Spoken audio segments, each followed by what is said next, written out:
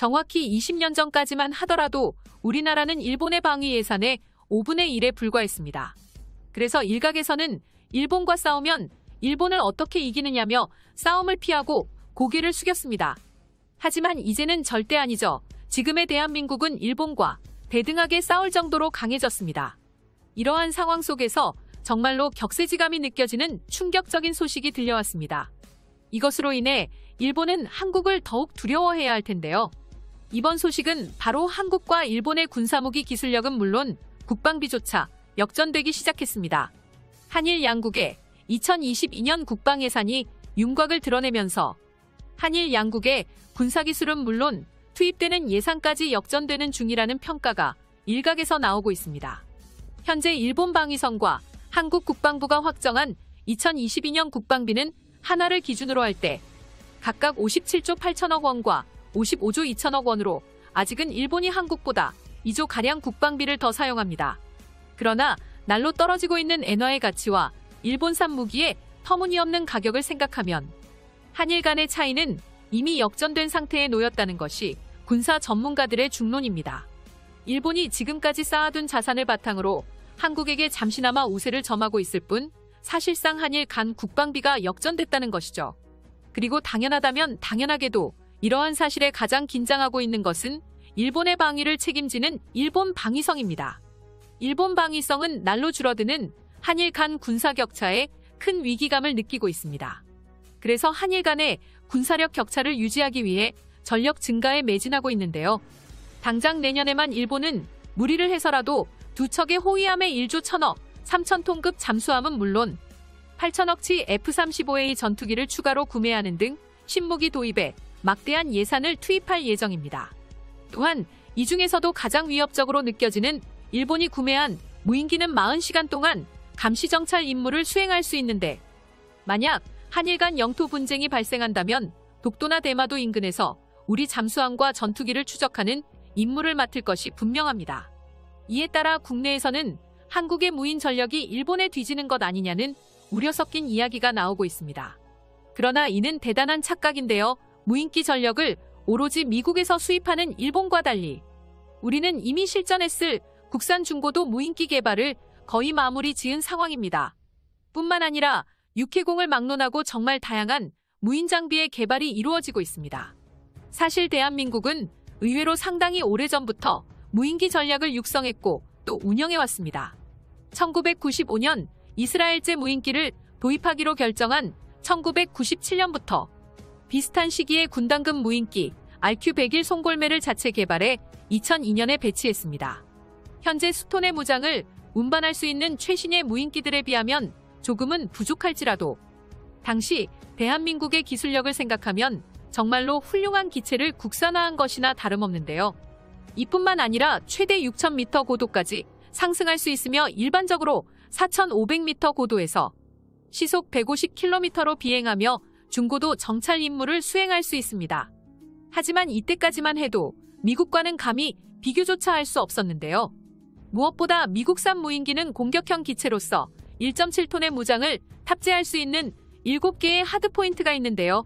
탑재된 ANA 레이더로 헬파이언 미사일이나 미사일 공격을 가할 수 있었습니다. 겨우 감시정찰 임무만 가능했던 우리 무인기에 비한다면 정말로 차원이 달랐습니다. 엔진의 속도 역시 한국의 송골매보다 거의 4배가 빠른 속도였는데 그래서 당시까지만 하더라도 누구도 한국에서 미국의 무인기 기술을 따라잡을 것이라고 생각하지 못했습니다. 그러나 격차가 크다고 지레 겁먹고 포기해버릴 나라였다면 지금의 대한민국은 존재하지 않았을 것입니다. 넘을 수 없을 것 같은 격차에도 불구하고 우리 연구진은 무인기 개발에 끝없이 도전했습니다. 2000년대 초반부터 대한항공, 한국항공, 우주산업 등의 기업이 무인기 개발에 뛰어들었는데요.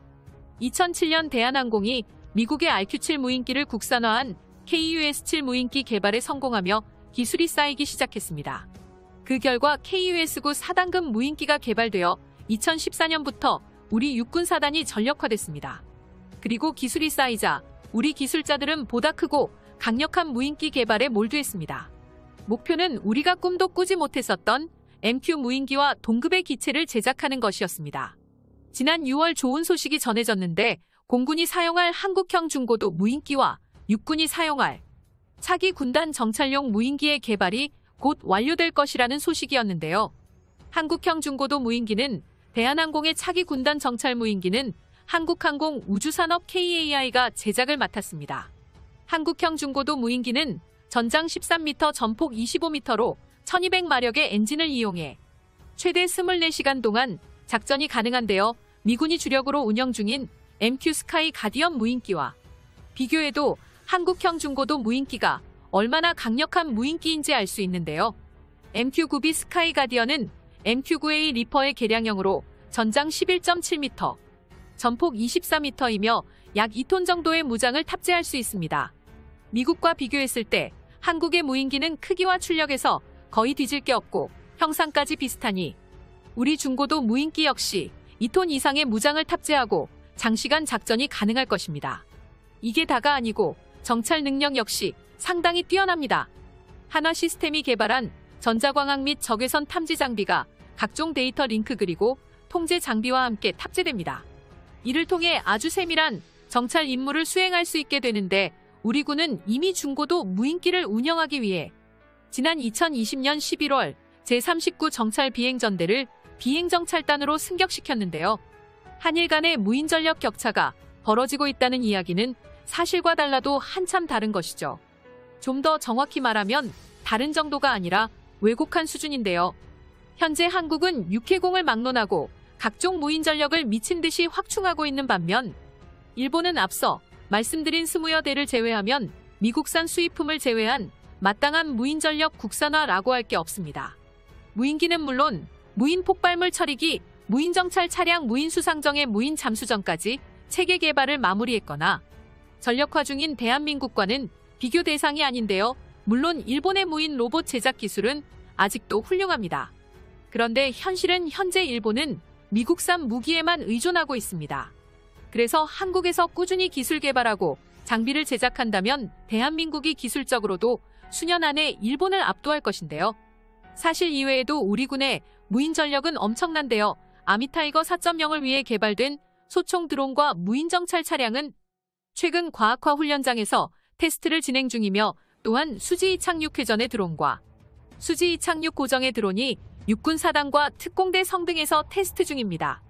6개월 동안의 시범 운영에서 성능이 인정되면 정식 사업으로 추진되는데요. 과거 한국은 미국의 군사 무기들을 보며 부러워했지만 이제 현재의 대한민국 항공산업은 세계 어느 나라와 견주어도 될 만큼 성장했습니다. 앞으로도 대한민국의 항공산업이 무궁하게 발전하기를 기원합니다. 시청자 여러분, 영상을 시청해주셔서 감사합니다. 여기까지 대고구려제국이었습니다. 이상.